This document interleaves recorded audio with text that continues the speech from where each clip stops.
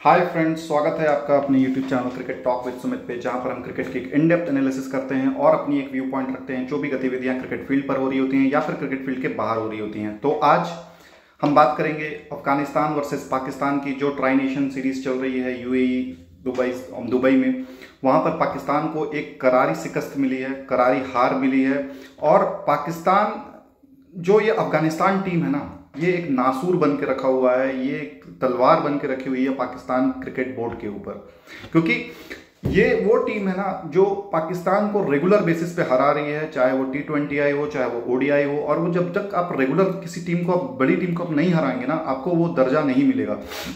मैंने पहले भी बताया है कि जैसे बांग्लादेश क्रिकेट एक दो मैच सिर्फ जीतती है साल में, एक साल में या 1.5 साल में, तो उससे वो टीम नहीं बन पाती है। आपको रेगुलर हराना पड़ेगा, कंसिस्टेंट होकर के हराना पड़ेगा, तब जाकर के आपकी टीम तैयार होगी और तब जाकर के आपके यहाँ पर एक कोर जो मेंबर होते हैं, कोर जो टीम होती है वो तैयार होती है। तो सबसे पहले बात करेंगे अफगानिस्तान की। अफगानिस्तान ने यहाँ पे अपनी जो राइट कॉम्बिनेशन है ना, वो आज खिलाया है। मैंने पिछले वीडियो में भी बोला था कि जो ये कॉम्बिनेशन के साथ जा रहे हैं वो कॉम्बिनेशन पे आप नहीं जीत सकते। आपको यहाँ पे 3 से 4 स्पिनर चाहिए होंगे जो आपके, और पार्ट टाइमर्स नहीं। पाकिस्तान ने यही गलती की, पाकिस्तान भी 4 स्पिनर के साथ इस मैच में उतरा था, लेकिन उस 4 स्पिनर कौन कौन थे? पहला आपके सलमान अली आगा, दूसरा मोहम्मद हारिस, तीसरा आपका सुफियान मुकीम और चौथा आपका मोहम्मद नवाज। तो ये 4 पेसर स्पिनर पाकिस्तान के पास थे, लेकिन वो पार्ट टाइमर्स हैं। यार, they bat and they can bowl. यहां पर आपको प्रॉपर स्पिनर खिलाने पड़ेंगे, तभी आपकी टीम जीत सकती है। आज अफगानिस्तान ने प्रॉपर स्पिनर खिलाए, चाहे वो आपके 3 स्पिनर तो आपके गजनफर हो गए, नूर अहमद हो गए और राशिद खान हो गए, और चौथा मोहम्मद नबी। वो भी मैं उसको एज ए बॉलिंग ऑलराउंडर मानता हूं कि वो बॉलिंग अच्छा करता है और साथ में बैटिंग थोड़ा बहुत कर सकता है। तो वहां पर आपके जीतने के चांसेस, विनिंग कॉम्बिनेशन बहुत अच्छा बन जाता है कि जो आदमी बॉल परमानेंट करता है, जैसे Jadeja as a bowling all rounder, वो बॉलिंग तगड़ी करता है, साथ में बैटिंग के साथ सपोर्ट कर सकता है, बैटिंग कर सकता है। तो पाकिस्तान की टीम में बहुत सारे यहाँ पे लूप होल्स नजर आए आपके। जिस तरीके से मुझे मोहम्मद हारिस का रोल समझ में नहीं आ रहा है इस टीम में, वो क्या है? क्योंकि जब ये टीम न्यूजीलैंड गई थी तो मोहम्मद हारिस वहां पर ओपनर थे, उनको अब नीचे 7वें नंबर पे आपको भेज रखा है। तो उसको समझ में नहीं आता है कि मेरे को यहाँ पे अटैकिंग क्रिकेट खेलनी है या मुझे यहाँ पे डिफेंसिव खेलना है या मुझे यहाँ टीम को एकत्रित करके चलना है। वो उस तरीके से आ नहीं पा रहा है। जब तक आप उस प्लेयर को उस स्लॉट के हिसाब से पिक नहीं करेंगे ना, मुझे यहाँ पे लगता है कि 7वें नंबर पे, या अगर आपको खिलाना भी है तो आप खिलाओ खुशदिल शाह को। खुशदिल शाह आपका यहाँ पर अच्छा परफॉर्म करके जाएगा मोहम्मद हारिस से। और कीपिंग वहां या फिर अगर आपको हारिस को खिलाना है तो हारिस को आपको नंबर 2-3 पे देना पड़ेगा। और एक प्लेयर आपको ऐसा चाहिए 7th पे जो आकर के स्ट्रेट अवे हिटिंग करना चालू करे, और स्पिनर्स को स्पेशली। यहां पर आप एक्सपोज हुए हो। पाकिस्तान टीम यहां पर पूरी की पूरी तरह एक्सपोज हुई है कि वो स्पिन ऐसा, मतलब ये एक मैसेज गया है एशिया कप में सभी टीमों को कि अगर आप मुझे 170-180 स्कोर देते हो और आपके पास अच्छे स्पिनर है, तो हम डेफिनेटली 70 to 80% पाकिस्तान वो मैच हार चुका है। और मुझे पाकिस्तान टीम से हारने से दुख नहीं है, मुझे अपना दया आती है पाकिस्तान टीम पे, क्योंकि एक लेवल पे ये टीम थोड़ी बहुत संघर्ष कर रही थी, थोड़ी बहुत चल रही थी, बन जाएगी, ये हो जाएगा, वो हो जाएगा। और पाकिस्तान क्रिकेट की जो सबसे बड़ी प्रॉब्लम है ना, वो ये है कि 2 मैच 3 मैच में ही ये लोग इनको लेजेंड गोट साबित करवा देते हैं। अब सलमान अली आगा पिछले मैच में जीता तो उसको ग्रेटेस्ट कैप्टन, अच्छा कैप्टन है, हम लोगों ने राइट पिक किया है, राइट टीम चूज किया है, कैप्टन को अच्छा बनाया है, कैप्टन मटेरियल है हमारे पास, इस तरीके की बातें आनी चालू हो जाती हैं। तो ये नहीं होना चाहिए। आप एक टूर्नामेंट जीतो तो सही, पहले आपके लाले पड़े हो। अगर आप फाइनल में अफगानिस्तान के साथ जाते हो तो आपको बहुत अच्छी क्रिकेट खेलनी पड़ेगी। दूसरा, आप डिपेंडेंट होंगे कि हम फर्स्ट बैटिंग करें। अगर आप सेकंड बैटिंग करते हो तो बहुत मुश्किल होगा अगर आपको 180-190 का टारगेट मिल जाता है तो। एक्सक्यूज मी, बहुत मुश्किल है कि आपको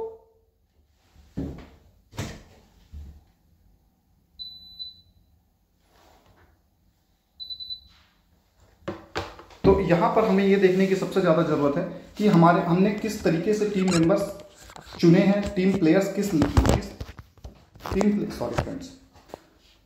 हाँ, टीम हम लोगों ने किस तरीके से पिक किए हैं, कौन हमारा की इंपॉर्टेंट रोल प्ले करेगा, कौन हमारा किस स्लॉट पे फिट होता है। जैसे देखो, टीम इंडिया का नंबर 6-7 फिक्स है कि हार्दिक पांड्या के साथ जाएंगे, अक्षर पटेल के साथ जाएंगे। वहां पर अक्षर पटेल नो डाउट हमेशा वो 5वें 6वें पे बहुत अच्छा बैटिंग करते हैं, लेकिन अगर उनको हिटिंग का एबिलिटी दिया जाता है तो वो वहां पर खरा उतरेगा। अक्षर Patel is the best component कि वो उसको आप कहीं पे भी खिला लो, एज ए फ्लोटर आप भी भेज सकते हो कि 3 नंबर पे या 4 नंबर पे चला गया। लेकिन पाकिस्तान के साथ वो अभी समस्या है, क्योंकि वो जो उनके पास प्लेयर्स है ना, वो अपने स्लॉट वाले प्लेयर्स हैं। जैसे हारिस पहले भी क्या होता था, पहले आपके पास 3-4 अच्छे प्लेयर्स थे तो आपने उसको सभी को ओपनर, किसी को ओपनर बना दिया, किसी को आपने टॉप लाइन पे खिला दिया। लेकिन जो प्लेयर जिस लेवल का होता है ना, जिस पोजीशन का होता है, उसको वहां पे खिलानी चाहिए। अब जडेजा को हम लोग नंबर 3 नंबर 2 पे नहीं भेज सकते, वो 7वें 8वें का ही प्लेयर है। तो ऐसा अगर आप करोगे ना तो आपकी टीम भी बेटर बनेगी और जीतने के चांसेस आपके हमेशा ज्यादा रहेंगे।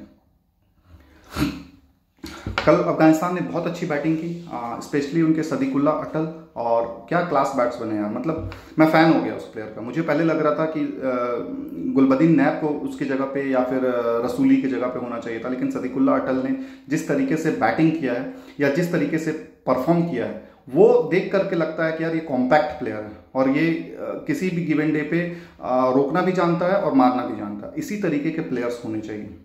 आईपीएल में जब हम किसी को टेस्ट करते हैं ना, तो वो ऑलरेडी डोमेस्टिक क्रिकेट में रोकना जानता है। आईपीएल में हम ये चेक करते हैं कि ये मार सकता है कि नहीं। बाकी जो पाकिस्तान है वो क्या करता है कि पीएसएल के ऊपर सिलेक्शन कर देता है, क्योंकि पीएसएल में कोई भी, क्योंकि बॉलर का वो अपॉर्चुनिटी नहीं होता, बॉलर का वहाँ पे इतना वो नहीं है ना स्टैंडर्ड की आप इंटरनेशनल क्रिकेट के बॉलर्स वहाँ पे खेल रहे हैं टॉप लेवल के और आप उनके अगेंस्ट में हिट कर रहे हो। वहाँ पे जो डोमेस्टिक में जो प्लेयर्स हैं वही आपके यहाँ पे भी हैं, और जिस तरीके से फॉरेन कंट्री के डोमेस्टिक प्लेयर होते हैं उसी तरीके से वो इंटरनेशनल प्लेयर नहीं आते हैं वहाँ पे। आपको ये बात समझनी पड़ेगी। एक मुकाम हासिल करना पड़ता है, एक आपको पोजीशन बनानी पड़ती है, उसके बाद ही आप पोजीशन में आते हो कि आप वहाँ से मैच निकाल सकते हो और मैच को फिनिश कर सकते हो। इस तरीके से अगर आप काम करोगे तो आप हमेशा ऊपर जाओगे।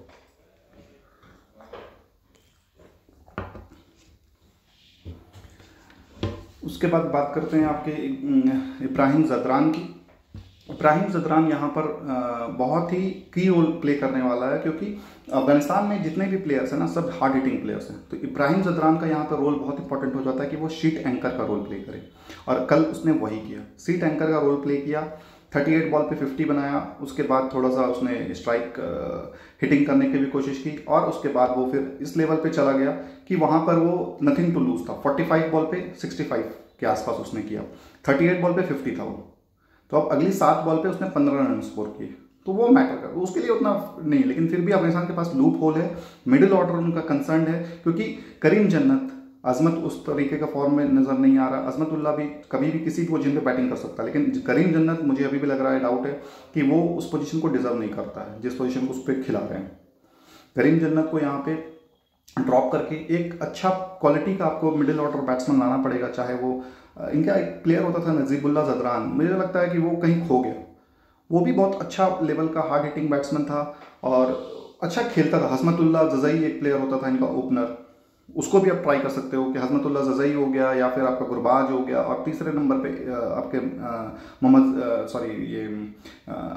इब्राहिम ज़दरान को आपने ले लिया। लेकिन कल जो अफगानिस्तान की जो टीम थी ना, वो मेन लाइन टीम थी कि 3 प्रॉपर स्पिनर, फजल हुक फारूकी चौथा और 5वां उमरजाई। आपका पेस में आपके 2 हो गए, उमरजाई और फजल हुक फारूकी। उसके बाद स्पिनर इनके पास 3 कॉम्पैक्ट, उसके बाद चौथा स्पिनर नबी का। अब वहां पर वो 16 ओवर के ऑप्शन है उनके पास एज ए स्पिनर। अगर आप एज ए स्पिनर 16 ओवर आप डलवा लेते हो तो फिर पाकिस्तान जैसी टीम को आप कहीं पे भी रोक सकते हो, जो स्पिन को उतना अच्छा नहीं खेलती है।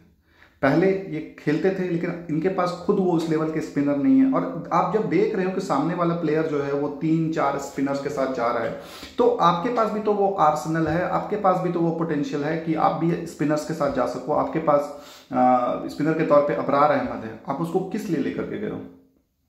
आप भी मौका दो ना उसको। हो सकता है वो किसी मैच में 3, जहां पे आपको 3 स्पिनर खिलाने पड़े, आप वहां पे खिला सकते हो उसको। आप एक पेसर को कम कर दो। आप मोहम्मद अब फ़हीम अशरफ का मैं आपको एग्जाम्पल, आपको लग रहा होगा फ़हीम अशरफ ने अच्छी गेंदबाजी की, वो बुक्स पे लग रहा है अच्छी, लेकिन वो टीम में फिट नहीं हो रहा है। वो टीम में अगर उसको उसका पोजीशन अगर बैटिंग का चौथा या पांचवा हो ना, तो मुझे समझ में आता है कि हाँ चलो ये चौथा पांचवा है, बैटिंग पे अपना क्लिक कर जाएगा। अब नीचे आकर के आप नीचे अगर आ रहे हो और 10 बॉल पे 15 रन मार भी रहे हो तो कोई मैटर नहीं। कल हारिस राव भी अच्छा बैटिंग करके गया है। मैं स्कोर कार्ड आपका हारिस राव का बताता हूँ। हारिस राव जो इनका प्लेयर है, वो कल 34 रन उसने बनाया 16 बॉल पे। तो क्या उसको कल डेट में आप बैटिंग घोषित कर दोगे? उसने छक्के भी 4 छक्के लगाए, लेकिन ऐसा नहीं होता है ना। आपको कॉम्बिनेशन देखना पड़ता है। आप यूएई जैसी जगह पर आप 2 पेसर, फुल टाइम पेसर के साथ जा रहे हो, वहां पर आपको देखिए मोहम्मद नवाज हो गया, हसन नवाज हो गया, सलमान आगा हो गया, फकर जमान हो गया, सैम अयूब हो गया, साहिजादा फरहान हो गया। बैटिंग आपके ने पूरी भर रखी है, बॉलिंग आपकी कमजोर है। अगर कल आपके पास बॉलर अच्छे होते ना तो ये अफगानिस्तान को आप 140 रन पर रोक सकते थे। तो पाकिस्तान बहुत बुरी क्रिकेट खेल रहा है, बहुत बुरी क्रिकेट से गुजर रहा है, मैं यही कहूंगा। क्योंकि अफगानिस्तान जैसी टीम, यूएसए जैसी टीम, देखिए अब बहुत सारे लोग तर्क वितर्क करने आएंगे यहाँ पे कि अफगानिस्तान से हारे हैं और ये टीम बिना बाबर और रिजवान के हारी है, वो ज़्यादा अच्छा है, या फिर वो अच्छा था कि हम बाबर और रिजवान थे और हम यूएसए से हारे थे। ये क्वेश्चंस भी आएंगे, लेकिन मेरा ये मानना है कि देखो हार जीत लगी रहती है, लेकिन आप उस हार से सीखो। इंडियन टीम भी हारती थी, हमने 2003 से 2010 तक बहुत अच्छी क्रिकेट खेली। हमारी हार हुई इंटरनेशनल क्रिकेट में आईसीसी टूर्नामेंट से, सिर्फ हम एक ही टूर्नामेंट जीते थे, T20 वर्ल्ड कप का 2007 वाला। उसके अलावा सारा कुछ हम हारे हैं। बायलेटरल हम भले जीत गए लेकिन आईसीसी इवेंट्स हम हारे हैं, no doubt about it. But हम उस हार से ना सीखते चले गए कि कहाँ पे गलतियां हो रही है, किस जगह पे हम वहां पर अच्छा कर सकते हैं और किसको हम अपॉर्चुनिटी दे सकते हैं। हमारे पास एक बहुत ही अच्छा बॉलर हुआ करता था, प्रज्ञान ओझा, लेफ्ट आर्मर। उसका कैरियर खत्म कर दिया रविंद्र जडेजा ने, क्योंकि Ravindra Jadeja left hand bowling के साथ साथ बैटिंग भी लेके आता था। Pragyan Ojha no doubt far more better bowler than Ravindra Jadeja, experience wise, skill wise. But Jadeja ने टीम इंडिया ने उस पर कॉन्फिडेंस जताया, जडेजा को वहां पे स्लॉट में उसका नंबर फिक्स किया और बैटिंग से उसने जडेजा को महेंद्र सिंह धोनी ने बोला रखा था, अगर तू 3 विकेट और 30 रन बना रहा है, तेरे को टीम से कोई नहीं ड्रॉप कर सकता। ये जहन में जब उसको डाल दिया गया ना कि तुम 30 रन और 3 विकेट ही तुमसे एक्सपेक्ट करती है टीम, वही इंडिया में। बाहर में आप 20-30 रन बना लीजिए, 1-2 विकेट ले लीजिए, आप 15-17 ओवर टेस्ट क्रिकेट खेल रहे हैं तो 15-17 ओवर आप डाल सकते हो, या 10-12 ओवर भी डाल दिए तो आपको ऐसे चेंज बॉलर हम खिला सकते हैं। तो ये जरूरी हो जाता है कि अगर आप इस तरीके के प्लेयर हैं ना तो आपको क्योंकि देखो बहुत सारे लोग क्रिटिसाइज करते हैं कि जडेजा यार बैटिंग तो नहीं करता, 50-60 रन नहीं बनाता, सब उसको वो रोल दिया ही नहीं गया। उसको रोल सिंपल सा दे रखा है, माइंड एकदम क्लियर कर रखा है उसका। टीम को आपसे एक्सपेक्टेशन है आप 3 विकेट लोगे, पहले क्या लोगे? 3 wicket. 3 wicket is more important, 30 run is not more important. अगर आप 3 विकेट ले लेते हो तो आप तो ऐसी कमर तोड़ दिए अगले वाले की। बैटिंग में अपॉर्चुनिटी मिलती है, 20-30 रन बना लिए, हो गया आपका काम। तो उसको जहन में सबसे पहला चीज डाला गया कि हमें आप एज ए बॉलर खिला रहे हैं, बैट्समैन हम आपको ऐसे नहीं ले रहे हैं। तो यहां पर मोहम्मद नवाज जो इनका बॉलर है, उसको एज ए बॉलर आप पहले ट्रीट करो। बैटिंग के तौर पे आ रहा है, नो डाउट, वो आप उसको कभी 3 पे भेज दीजिए, कभी 7 पे भेज दीजिए। Mohammad Nawaz is a good batsman for number 7-8 position. आप हारिस को ऊपर करो, वो वहां पर अच्छा परफॉर्म करके देगा। रोल डिफाइन करो, हारिस का रोल क्या है उसको खुद ही समझ में नहीं आ रहा है, क्योंकि उसको उस तरीके का उसका गेम ही नहीं है। वो ओपनर, वो टॉप ऑर्डर बैट्समैन है वो, और उसको अगर आप मिडिल ऑर्डर या लोअर मिडिल ऑर्डर पे आप खेल रहे हैं और भेज रहे हैं कि आप जाओ आते ही हिटिंग करो, वो नहीं कर पाएगा। क्योंकि जो टॉप ऑर्डर का होता है उसको फील्ड रिस्ट्रिक्शन का बेनिफिट होता है, तो वो फील्ड रिस्ट्रिक्शन के हिसाब से खेलता है। एंड हारिस का जो पोजीशन आता है वहां पर उसको टॉप स्पिनर भी मिलेंगे, जो ओपनिंग करता है तो वहां पे स्पिनर उसको नहीं मिलते थे। अब यहाँ पे जब वो आता है 7th डाउन 6th डाउन पे, तो वहाँ 5th डाउन पे, तो उसको वहाँ पर स्पिनर अच्छे स्पिनर मिलते हैं, और आपको जो अच्छा स्पिनर होगा ना वो आपको मारने नहीं देगा। आप ये सब स्ट्रैटेजी आप यूएई के अगेंस्ट में कर सकते हो, बांग्लादेश के अगेंस्ट में कर सकते हो, क्योंकि वहाँ पे अच्छे स्पिनर्स नहीं है। बांग्लादेश के पास कौन है स्पिनर आज के डेट में?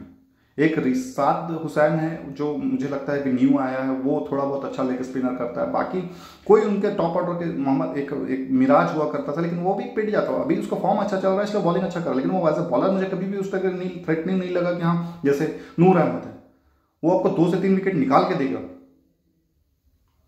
ये सारी चीज़ें आपको देखनी है, उसके बाद ही आप एक अच्छी टीम बन पाओगे। और हेड्स ऑफ टू अफगानिस्तान, जिसने टॉप क्लास की जो उसने गलतियां फर्स्ट मैच में की थी उसको वहां पे रिपीट नहीं किया, एक पार्टनरशिप लेकर के चला। और देखिए पिछले मैच में वो 92 for 2 थे और वहां से वो 97 पे 7 हो गए। आज वो गलती नहीं किया उन्होंने, आज वो 13-14 ओवर तक एक ही विकेट डाउन थे। उसके बाद बाकी जितने प्लेयर्स हैं वो मारने के चक्कर में आउट हुए, लेकिन जो सेकंड विकेट की जो पार्टनरशिप थी वो मैक्सिमम काम उनका कर चुकी थी। तो जब आपकी टीम मैक्सिमम काम कर चुकी होती है ना, तो वहां पर आपके पास नीचे लोअर ऑर्डर में उतना परफॉर्म करने का स्पेस नहीं होता, क्योंकि आप ऑलरेडी 150-155 पे पहुंच चुके हो और आपके पास 4 स्पिनर हैं। तो ये 155 का जो स्कोर है ना, ये 160, वो तो इवेंचुअली 169-170 तक गए, लेकिन अगर आपके पास 4 प्रमुख स्पिनर हैं तो बहुत मुश्किल होगा, अगर वो भी टॉप क्लास के। आप मतलब पाकिस्तान टीम तो मुझे लग रहा था कि जो इनका नूर अहमद थे उनको तो खेल ही नहीं पा रहे हैं, टच भी नहीं हो रहा है। और राशिद खान उसको आप मतलब हारिस रऊफ जाकर के आकर के नीचे जाकर के अटैक किया है, नहीं तो उसको कोई खेल ही नहीं पा रहा था। और मैं वही बोल रहा हूँ, जो अल्लाह गजनफर है वो भी अगर 6 ओवर 7 ओवर 8 ओवर के बाद बॉलिंग करने आता ना तो उसको भी आप टच नहीं कर पाते। वो तो न्यू बॉल के साथ बॉलिंग कर रहा था, तो इसलिए साहिबजादा फरहान वहां पे था तो उसने अटैक करके खेला और वो आगे बढ़ गया। वरना अल्लाह गजनफर को भी खेलना बहुत मुश्किल होता पाकिस्तान को।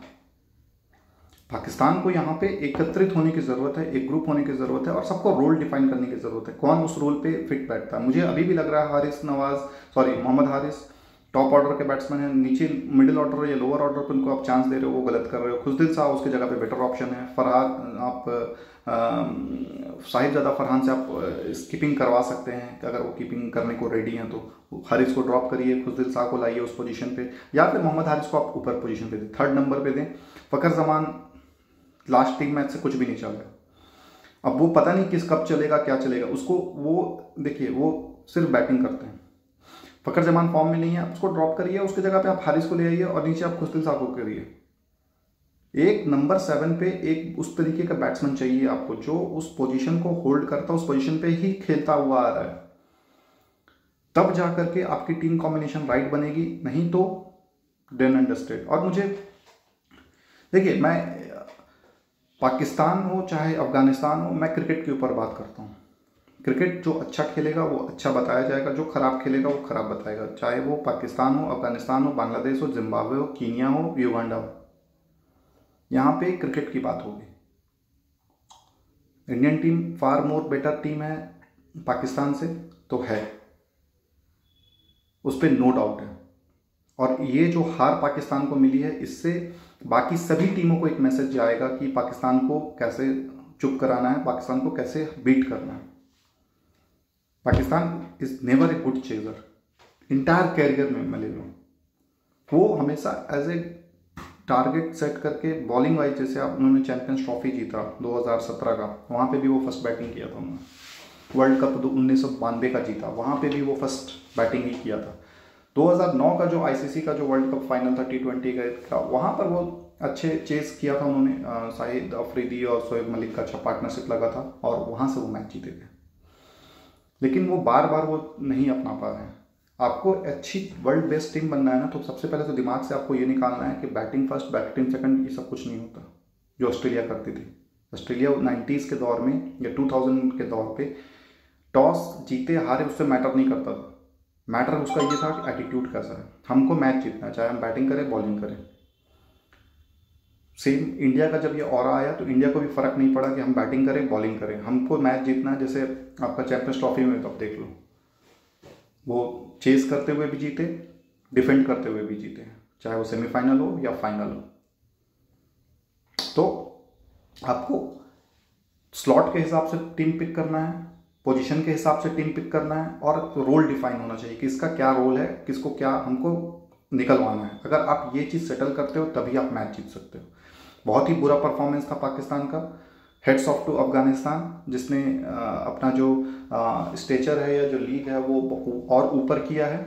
और अफगानिस्तान ने जो कहा था कि हम, एक पत्रकार ने पूछा था राशिद खान से कि आप कैसा लगता है आप एशिया की सेकंड बेस्ट टीम हो, आज उसने वो प्रूफ भी किया और वो करता रहेगा। और इस तरीके से आप परफॉर्मेंस करोगे तो आप बार बार करोगे।